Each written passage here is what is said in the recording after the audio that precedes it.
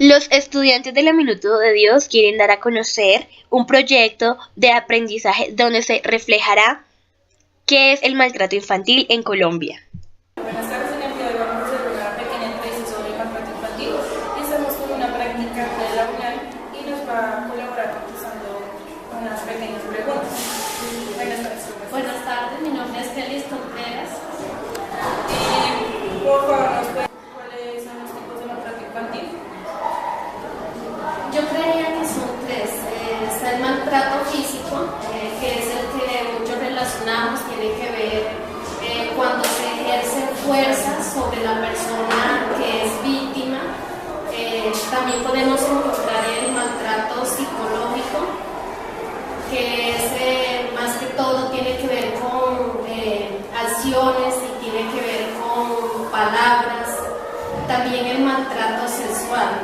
Por lo general muchas veces nosotros tendemos a catalogar como maltrato infantil únicamente el maltrato físico, porque es el que nosotros vemos, pero se nos olvida que hay otro tipo de maltrato, como el maltrato psicológico, y que puede ser tan fuerte y tan grave como lo es el maltrato físico o como lo es también el maltrato infantil sexual. ¿Cree usted que si un niño es maltratado, pues más adelante se también podría ser un maltratador?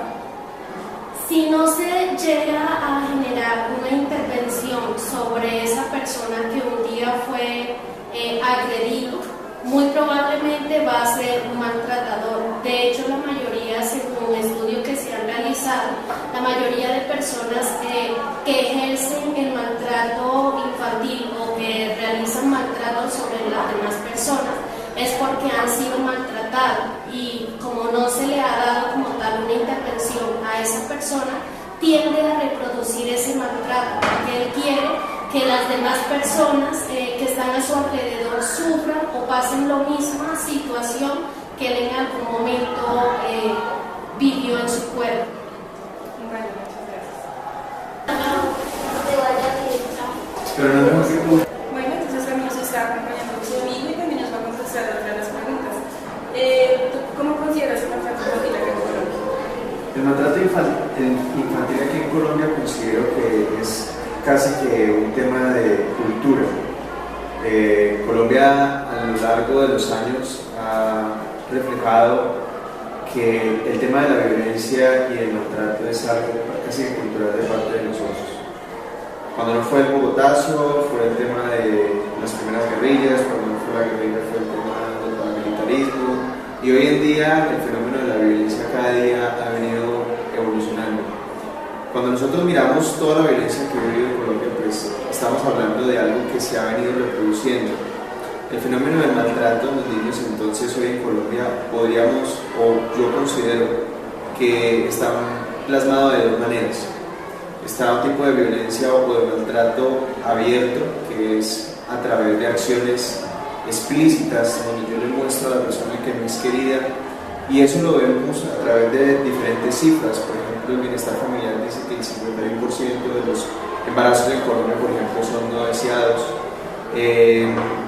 El tema de los divorcios, el tema del abuso sexual infantil, bueno, los diferentes tipos de manifestaciones, y si a eso le añadimos el tema del bullying dentro de los colegios, pues estamos hablando de un maltrato encubierto. Pero también hay un maltrato encubierto que es parte de nuestra cultura, esa cultura de la competitividad, esa cultura que ya es parte de nosotros y que no consideramos que es violencia, pero que de cierta manera va generando marcas de hostilidad en la gente, y que el día de mañana, cuando estos niños crecen y son también padres, ya siendo adultos, pues obviamente replican ese aprendizaje que han tenido de violencia y de maltrato. Por favor, a través de una teoría de aprendizaje, ¿me puedes explicar ese fenómeno del maltrato infantil? Sí, yo creo que la teoría conductual nos podría ayudar a entender esto, ¿no? Entendiendo que la teoría conductual hablamos de un refuerzo, y vemos que hoy en día la sociedad de cierta manera patrocina algún tipo de maltrato. Cuando nosotros hablamos de no dejarse, del ojo por ojo, cuando aplaudimos Por ejemplo, hoy en día en el internet vemos videos de cómo jóvenes que son víctimas del bullying se levantan y golpean a otro mayor, entonces como que se aplaude eso en medio de las redes sociales, y esto va reforzando el aprendizaje de que si a mí me pegan, yo tengo que pegar más duro, y de esa manera la teoría conductual nos puede ayudar a entender cómo esta cultura de violencia se va reproduciendo a nivel generacional. Bueno, también estamos aquí con Sánchez, ya la cual le vamos a hacer también otra pregunta. Entonces, por favor, ¿me podrías decir si ya has tenido contacto con un niño que ha sido maltratado y qué procedimientos hice para, digamos, hacerle una terapia acertada al niño? Pues digamos que sí, he tenido mucho contacto con chicos que sufren algún tipo de maltrato físico o psicológico. Mi experiencia ha sido alrededor de 10 años trabajando con el Instituto Distrital para la Protección de la Niñez y la Juventud, lo que quiere decir que pues, son niños y niñas realmente vulnerados, que obviamente han sido víctimas de ese no respeto por los derechos a los que tienen los niños, pero se presentan pues muchísimos casos.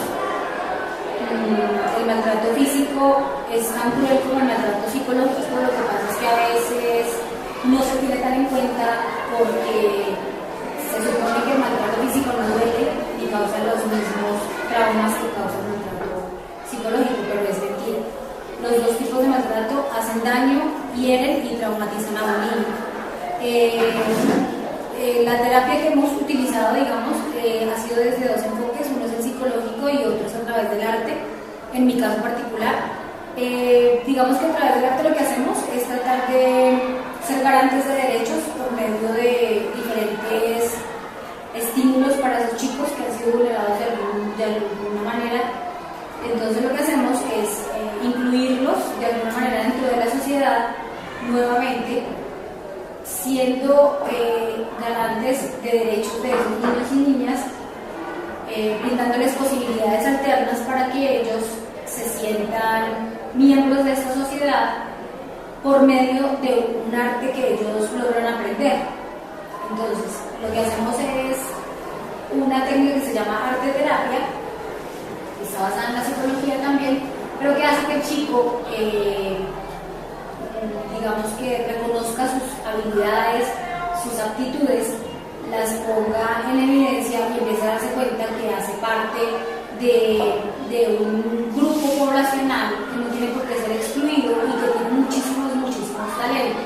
Es una de las formas que este chico tiene para darse cuenta que puede dar muchísimo a las personas que lo rodean y ese tipo de cosas.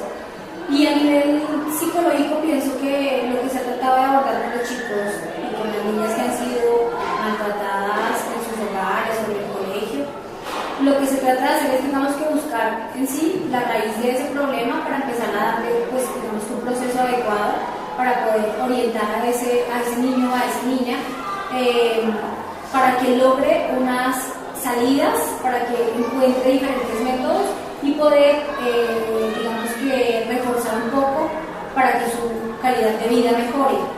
Es como lo que utilizamos. Si fuéramos en la iglesia Santa Ana del Sur y vamos a entrevistar a la profesora Nelfi Pineda. Profe, quiero que por favor me digas qué estrategias utilizas tú entre el aula precisamente para enseñar a los niños y prevenir lo que es el maltrato infantil. Bueno, pues el maltrato infantil es un tema que se maneja de forma general, los niños conocen que existe. Las estrategias que estamos manejando ahorita es puestas en escena durante las formaciones.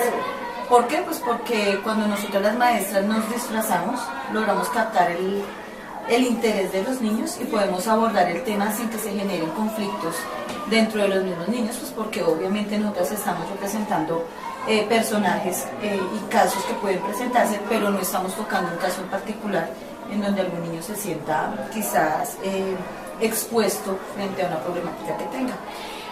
También estamos manejando, después de esas actividades, unas guías en donde pretendemos también darles información teórica con respecto al tema.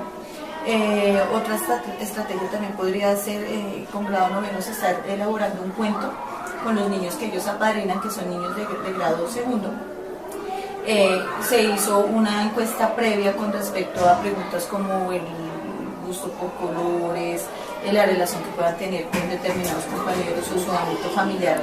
Y cuando ellos hicieron la entrevista, se notan en algunos casos niños que pueden presentar miedo a los padres o a actitudes que puedan tener los adultos frente a ellos.